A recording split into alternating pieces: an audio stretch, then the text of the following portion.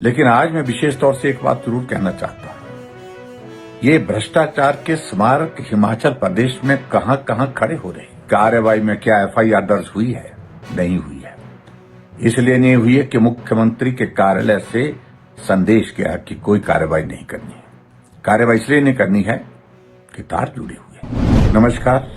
हिमाचल प्रदेश में पिछले कुछ अरसे से जो घटनाओं का क्रम घटित हो रहा है, उससे आम आदमी सोचने पर विवश हो गया है कि आखिर ये हिमाचल प्रदेश जा कहां रहा है। अभी हाल ही में जो कानून व्यवस्था की दृष्टि से अगर हम बात कहें, विमल नेगी जी की जो मृत्यु हुई है, उस पर बहुत सारे प्रश्न खड़े हुए हैं। बार बार परिवार के लोग, हम सब लोग, पूरा प्रदेश सीबीआई की मांग कर रहा था जांच के लिए, लेकिन सीबीआई की जांच नहीं मिली सरकार की ओर से। अंततः गत्वा परिवार ने न्याय की गुहार हाईकोर्ट में की और हाईकोर्ट ने अब सीबीआई की जांच की है। जांच प्रगति पर है, इस पर ज्यादा मैं बोलूंगा नहीं। लेकिन आज मैं विशेष तौर से एक बात जरूर कहना चाहता हूं। ये भ्रष्टाचार के स्मारक हिमाचल प्रदेश में कहां कहां खड़े हो रहे हैं।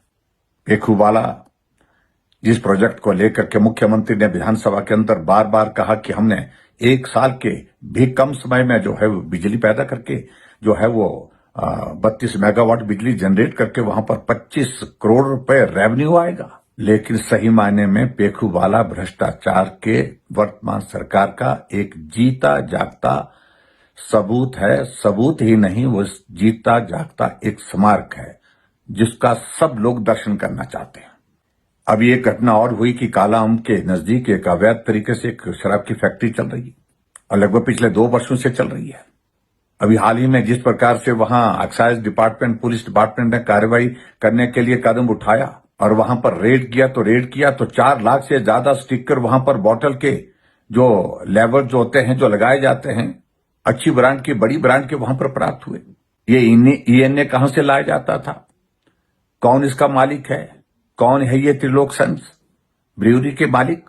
और सीधी सी बात मैं कह रहा हूं कि कार्रवाई में क्या एफआईआर दर्ज हुई है? नहीं हुई है। इसलिए नहीं हुई है कि मुख्यमंत्री के कार्यालय से संदेश गया कि कोई कार्रवाई नहीं करनी है। कार्रवाई इसलिए नहीं करनी है कि तार जुड़े हुए हैं। कौन है? ये सारे प्रश्न बहुत सारे लोग आज पूछ रहे हैं, लेकिन आखिरकार सरकार जवाब क्यों नहीं देती है? ये सचमुच में चिंता का विषय है। अभी मैं समाचार देख रहा था कि स्वारघाट के पास से एक आलू का ट्रक पकड़ा गया, उसमें 580 शराब की पकड़ी गई है। एक्साइज पॉलिसी पर बहुत बड़ी बातें करते हैं मुख्यमंत्री। हमने इतना रेवेन्यू जनरेट कर लिया, इतना रेवेन्यू हमने प्राप्त कर लिया, लेकिन जो सच्चाई निकली, जो रेवेन्यू मिला है हिमाचल प्रदेश में, जो नॉर्मल ग्रोथ होती है रेवेन्यू की, वही रेवेन्यू हिमाचल प्रदेश में एक्साइज से आया है। आज हिमाचल प्रदेश में कोई भी शराब के ठेके लेने के लिए आगे नहीं आ रहा है। और क्यों नहीं आ रहा है? क्यों? बहुत सारे जो ठेके हिमाचल प्रदेश में जहां पर बोली ही नहीं हो पाई है। आज ऐसी स्थिति बन गई हिमाचल प्रदेश में कि शराब बेचने के लिए सिविल सप्लाई कॉर्पोरेशन को लगा दिया गया, म्युनिसिपल कॉर्पोरेशन को लगा दिया, म्युनिसिपल कॉर्पोरेशन के कर्मचारियों को लगा दिया गया, मल्टीटास्क वर्कर्स को लगा दिया गया। ऐसा तमाशा हमने कहीं आज से पहले नहीं देखा। और सबसे बड़ी बात तो मैं यही कहूंगा कि ये लूटने का सिलसिला हिमाचल प्रदेश को जिस तरह से चला है, नेता अलग से लूट रहे हैं। कांग्रेस में जो नेता हैं कि अगली बार आना नहीं है, जो लूट सकते हैं लूटने का प्रयत्न किया जा रहा है। और सचमुच में मैं कहता हूं कि हिमाचल जिस तरह से तबाह किया है, जिस तरह से लूटने का हिमाचल प्रदेश में वर्तमान कांग्रेस की सरकार जो खुलेआम काम कर रही है, ये पूरे हिमाचल प्रदेश के लिए चिंता का विषय है। जब हम कहते हैं तो हमारे कांग्रेस के मित्रों को परेशानी होती है। बहुत दुर्भाग्य है प्रदेश का।